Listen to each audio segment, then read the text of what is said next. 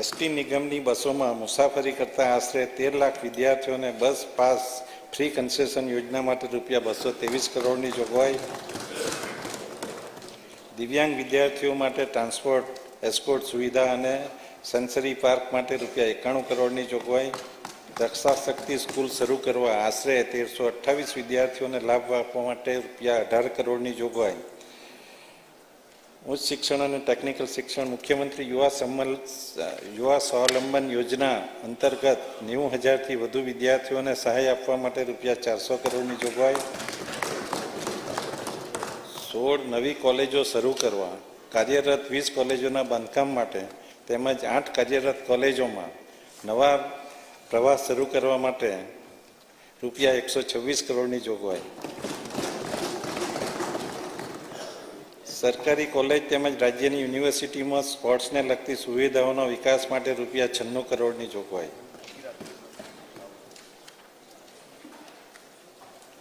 આરોગ્ય અને પરિવાર કલ્યાણ માટે 25,403 કરોડની જોગવાઈ.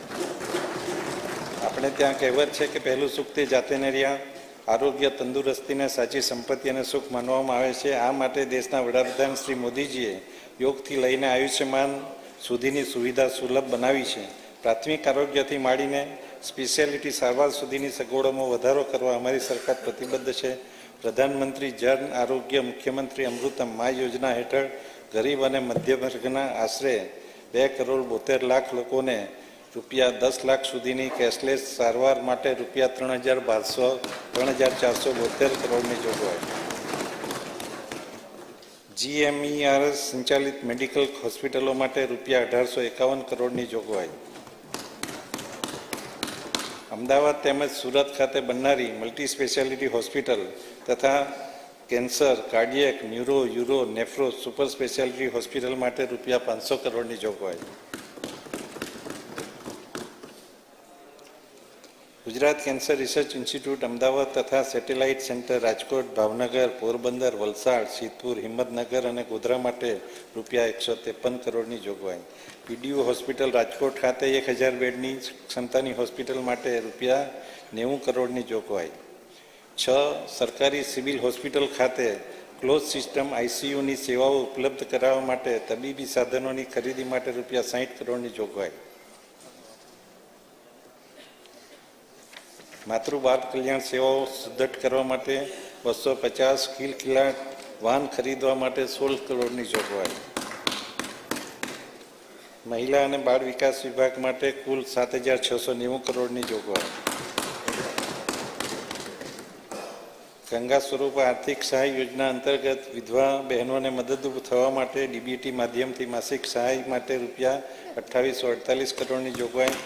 આંગણવાડી કાર્યકર, તેડાગર, મિની આંગણવાડી કાર્યકર બહેનોના માનદ વેતન માટે ₹1128 કરોડની જોગવાઈ.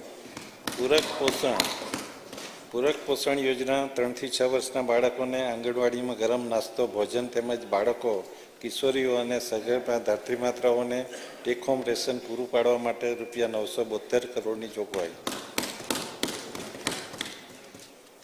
અન્ન પુરવઠા અને ગ્રાહકોની બાબતોના વિભાગ માટે ₹2,856 કરોડની જોગવાઈ. 75 લાખ NFSA કાર્ડ હોલ્ડરોને અન્ન સુરક્ષાની સાથે સાથે પ્રોટીનયુક્ત પોષણ આહાર મળી રહે તે માટે રાહત દરે કઠોળના વિતરણ માટે ₹842 કરોડની જોગવાઈ. NFSA કાર્ડ ધારકોને યોજના મુજબ અન્ન પૂરું પાડવા માટે ₹700 કરોડની જોગવાઈ.